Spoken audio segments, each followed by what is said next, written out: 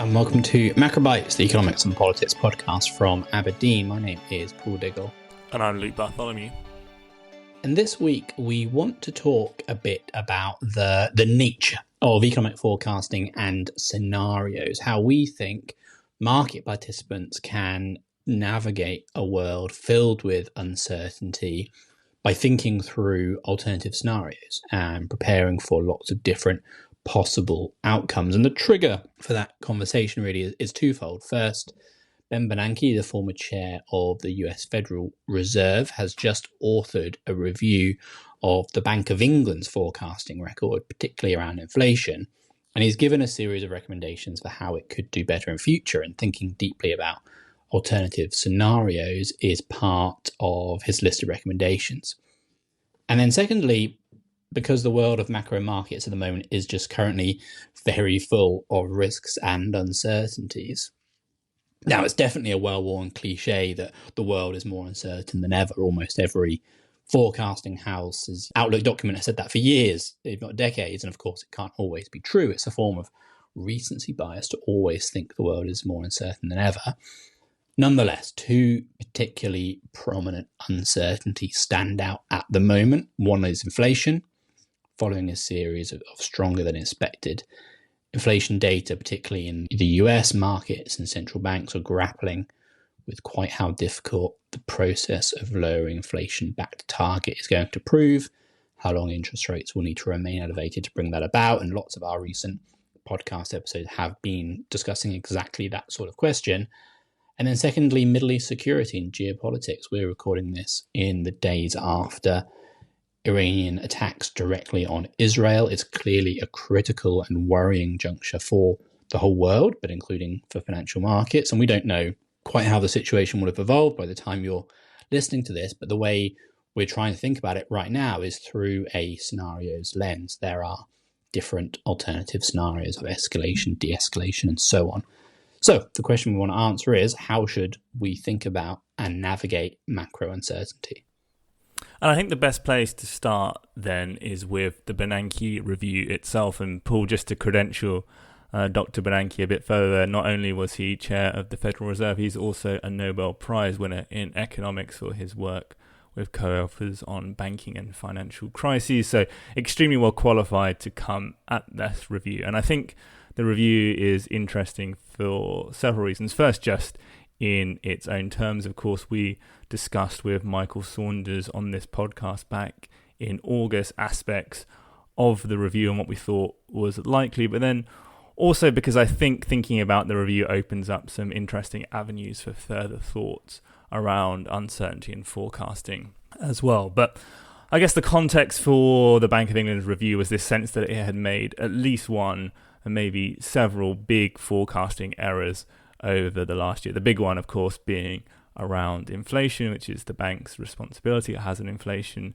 targeting mandate, but then also as well, it had high-profile forecasts for a deep recession about 18 months ago around the energy price shock that never occurred as well. And I think the bank both internally was criticizing itself a lot for these forecasts, but also faced quite a lot of political flack as well. And I think announcing this review has been helpful on both those fronts. And in particular, I think what the bank has felt is that its communication strategy during this time has been what's been most challenging, because in some ways its forecasting record is no worse than a lot of other private sector forecasts or indeed peer central banks. But the bank's credibility seems to have been more damaged around this, and that's showing up in inflation expectations a bit higher in the UK than elsewhere. And of course, credibility is a key aspect of modern central banking. So I think the Bank of England thinks if it can communicate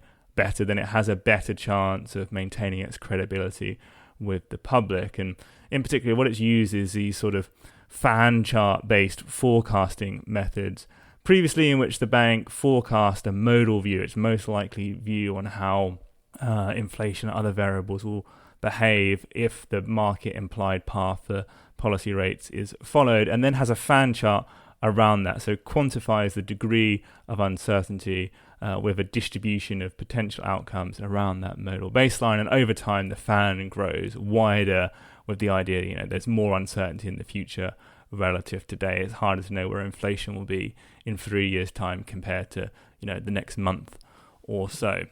So that was the context going into the review, and I guess the key thing that the Bernanke review suggested was a scrapping of these fan charts, that it led to quite cat-handed communication techniques that weren't really well understood by the general public. It was difficult to interpret quite what the bank was trying to say about the market implied path of policy and whether the Bank of England agreed with it or not. It required some understanding of probability distribution functions to work out exactly how the fan chart was being constructed. So that was a key aspect of the report. Another was just to put in more resources into forecasting, both human and capital investment. So more money into the software that's behind forecasting, upgrading skills and expertise of the staff, and trying to integrate different forecasting models. And then with this upgrading forecasting infrastructure, another key aspect of the review was for the Bank of England to make use of explicit scenario analysis as part of its communication technique. So not just a base case, but also other scenarios around that base case as to how the world might evolve. And you're a keen Bank of England watcher yourself, Luke. Tell us how exactly the bank in the past has communicated its own expectations for the course of interest rates by conditioning on the market course, because that's confusing even for people deeply involved in this to understand, let alone when they communicate with the general public. So the Bank of England has a mandate to have inflation at 2% over the medium term. So there's a sense in which if it's fulfilling its mandate, inflation over 2 or 3 years' time should be at 2%. So when the Bank of England is not forecasting inflation at 2%, either it's higher or lower than 2% over that horizon, that implies the Bank of England has some disagreement with the market path that these forecasts have been conditioned on. So if inflation is higher than 2% over several years, that implies the Bank of England thinks that policy is going to be tighter than the market has priced in. And equally, if inflation is below that 2%, that implies the Bank of England thinks policy is going to be more accommodative than the market has priced in. So as I say, it's a somewhat cack-handed way of getting at this. It never explicitly says, it just sort of says, well, we're not going to be meeting our mandate on the basis of what you, the market, have priced in. So something somewhere has got to change for us to meet the mandate. And that is on you, Mr. Market, to update accordingly. Yeah, it's a pretty roundabout or hall of mirrors type of way of communicating their expectations. But of course, Bernanke, in his review, stopped short of recommending something like the Fed's dot plots, where Bank of England officials would be explicitly saying what their own expectations were. He thought that was perhaps too big a change, at least in the near term. But clearly this recommendation of using alternative economic scenarios is a big part of the review. It's a big part of what the Bank of England could start doing before too long. And I think it's important, Luke, to make clear quite how difficult forecasting is. I mean, there is this saying, forecasting is very difficult, especially about the future, variously attributed to Mark Twain, Yogi Berra, a variety of other people who always have these kind of humorous quips. And in fact, what I really love about that quip is that economists do also make forecasts about the present and the past. These are things like nowcasts and backcasts used to figure out what the economy is doing right now or how it's performed in the recent past. There's big business in providing estimates of what economic data releases relating to months just gone are going to show, and they're often wrong.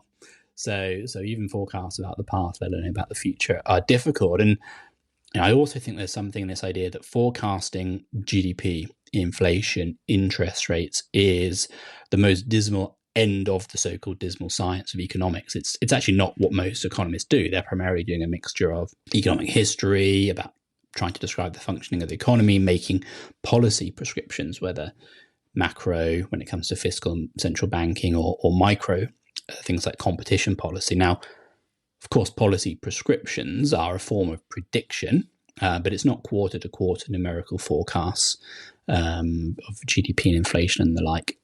Yeah, that said, before I go too far in talking down the role, the importance of market economists, what can we do? What can investors do in the presence of uncertainty? What can the Bank of England do? And I agree that with the Bernanke review, scenarios must be the answer to that. No one really seriously expects 1-2 decimal place baseline forecasts to be exactly correct, and nor are baseline forecasts all that we care about. Markets price a probability distribution of the future rather than a single outcome, and often large moves in markets are about shifting relative weights to alternative scenarios. Now, I mean, for all we are very big fans of scenarios, Paul, I mean, it is probably also worth saying that maybe we're a little bit less down on the fan charts than seems to be fashionable at the moment. In some ways, they are quite nice numerical ways of capturing the degree of plausible uncertainty around the base case and make use of the way in which past forecasts went wrong to say something about sort of uncertainty in the world. So I think when these fan charts were first introduced, they were quite revolutionary as communication and forecasting devices. But yeah, clearly the Bernanke review thinks that they are now past their sell-by date, and that's partly, for those, as described, somewhat cack-handed communication aspects of the fan charts. Also because I think he feels that too often, for all that these are meant to be relatively rigorous quantitative assessments of uncertainty, there tends to be a degree of sort of qualitative override that policymakers will sometimes do and just skew the distribution a little bit just on the basis of their perceptions of the risk rather than what the model is spitting out. And it sort of sometimes leads to the worst of both worlds if you have that approach. And then finally, and this gets to part of the reason that we like scenarios, but also what other people, I think, when they think about risks, like to do is think about very specific states of the world, plausible actual outcomes rather than statistical distributions. And what scenarios are in that sense are then sort of like the internally consistent set of events or the causal path that led to those specific quantitative outcomes rather than some disembodied number that fits somewhere within a statistical distribution, but it's not clear what it is about the economy that has generated that outcome within the distribution, why it's that number rather than any other. You can't tell from the fan chart. You can tell from a scenario. It has a clear causal path that's got you there, and the scenarios can then have associated with them waymarks or indicators, some way of assessing whether that scenario has become more or less likely over time. Yeah, at any one time, we are running and maintaining 5, 6 or so all-encompassing global macroeconomic scenarios. So right now we have a baseline scenario, which is something like a gradual slowing in the global economy, a gradual moderation in inflation, and an eventual rate-cutting cycle to really, really boil it down. But we've also, as a baseline, but we've also got scenarios like the so-called no landing. The term is a part of the market parlance at the moment, meaning a continued period of very strong growth, particularly in the US, inflation that remains well above target, and within that context, perhaps very limited, if any, scope for an interest rate cutting cycle. So we've got a no landing, we've got a Middle East war, so a full-blown conflict there leading to an oil price shock and associated upward inflation and downward growth impacts, a scenario in which US and indeed global productivity growth is very strong. It has been very strong over the past year. Perhaps that's some early gains from the AI revolution. Perhaps it's very strong inward migration, other changes in the labour force. It would allow very strong growth to exist alongside lower inflation. It would mean long-run equilibrium interest rates are higher. We've got a scenario which involves past monetary policy tightening, tipping the US economy into a recession. And then we have a scenario in which China suffers something like a balance sheet recession. There are big headwinds to growth there. So all of these are trying to describe ways in which key judgments underlying the baseline view of the world could be incorrect. And a thing we do alongside these global macro scenarios is run a whole set of ad hoc scenarios framed around event risk, often political event risk. So alternative ways in which volatility in the Middle East could play out would be an example, or alternative ways in which the US election could play out, different combinations of who wins the White House and who wins the House and the Senate. And the baseline then is just another scenario within that kind of a distribution. It's the modal, it's the most likely one, but importantly, it's not the be-all and end-all of an economic view. And I should also note that a very common approach that a lot of investors have is an up, down, and base case. So a 3-scenario type of approach. I do wonder if that sometimes misses the nuances in quite how the global macro environment could evolve along several different dimensions. For example, if one has a baseline forecast for inflation and then a higher inflation and a lower inflation scenario, that could be the sort of thing the Bank of England eventually does. Well, it matters if the source of higher inflation is, say, a geopolitical oil price shock that would weigh on economic growth, or a domestic growth shock, stronger domestic growth that would push upwards on activity growth. Or it matters if the lower inflation scenario is a negative demand shock, so something like a recession, or a positive supply shock, something like the US experienced last year. So I think actually a kind of multi-scenario approach is the way to go, to tease out quite how complicated some of the key judgments about the global economy are. And so I guess with those multiple scenarios, Paul, what you might think that you are modelling in the language of Donald Rumsfeld is something like the known unknowns. What scenarios can help you do is understand sort of exogenous shocks that you can then model. They're not what you think is going to happen in your baseline, but they are plausible risks out there that you've identified. You've thought through what the consequences are and you model. And scenario analysis, I think, is very good at that. But then to extend the Rumsfeldian language, there is, of course, also famously unknown unknowns, and these are risks out there that you don't think to model, black swans as they're sometimes called. And the nature of scenario analysis is that you are never going to be able to figure out all the potential risks out there, that there will be aspects of the distribution that you don't cover. Black swans do exist, and that's sort of one source of uncertainty that doesn't go away even as you bring scenario analysis in.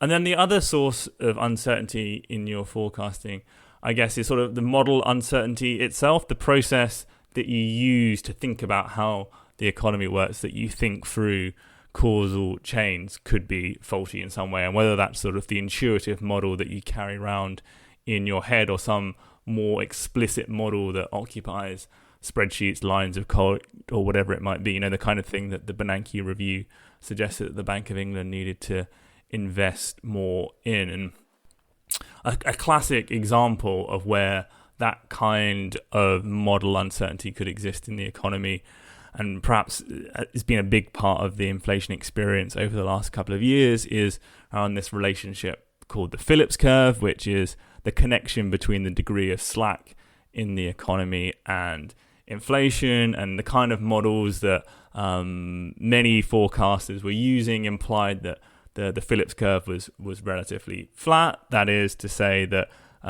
even quite big changes in slack wouldn't lead to a big change in inflation, as is it's seemingly been the case that the Phillips curve is very steep, that we've got quite big changes in inflation as a consequence of smaller swings in activity than you'd think would be necessary to generate those kind of inflation outcomes.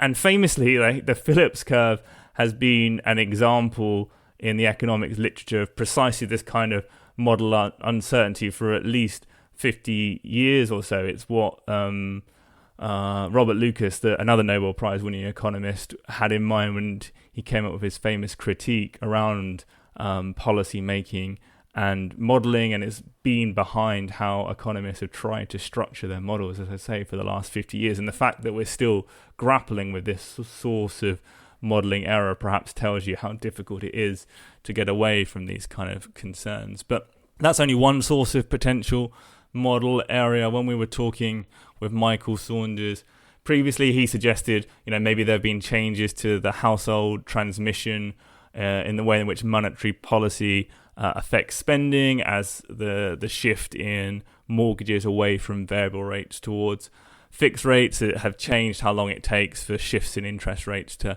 affect spending, and that wasn't captured appropriately in the bank's model, or maybe the model had assumed too much that inflation expectations were well anchored, and as that turned out not to be the case, suddenly the bank's forecast went very wrong. So again, there was just something wrong with the structure of the model itself.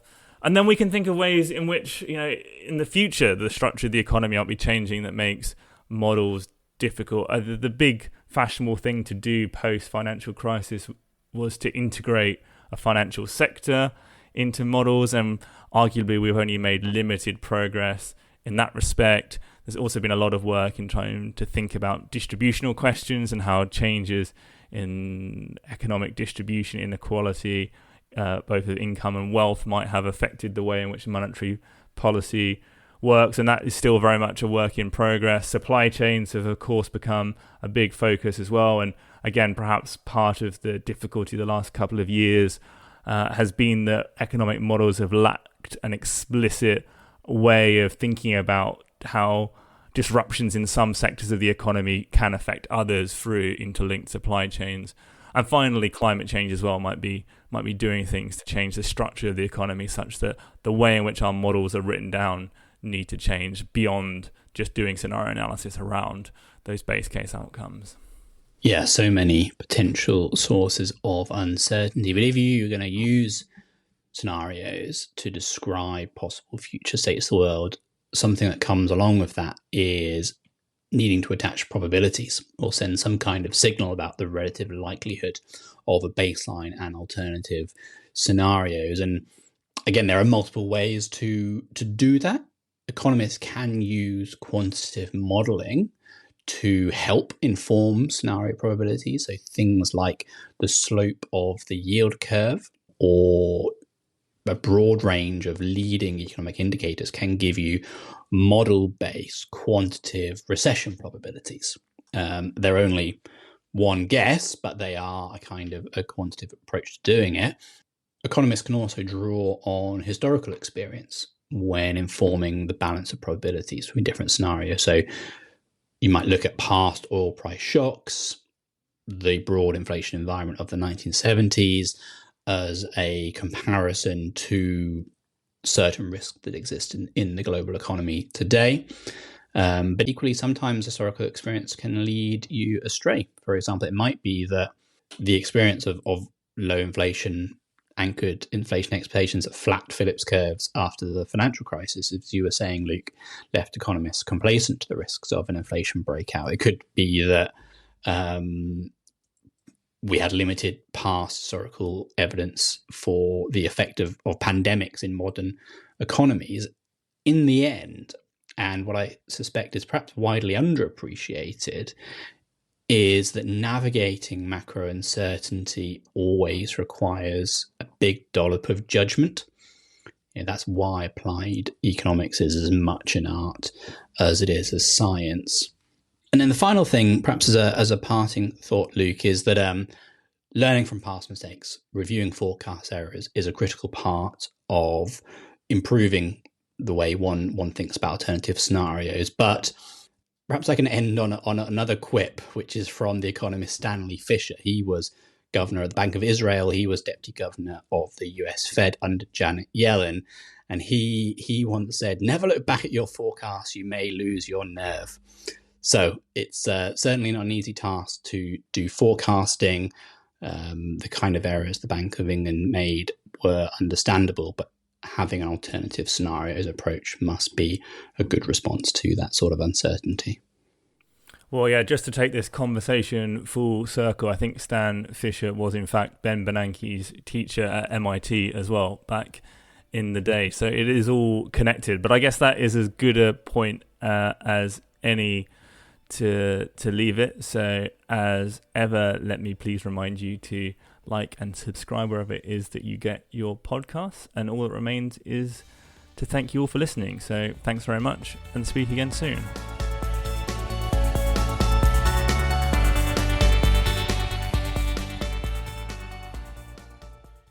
This podcast is provided for general information only and assumes a certain level of knowledge of financial markets.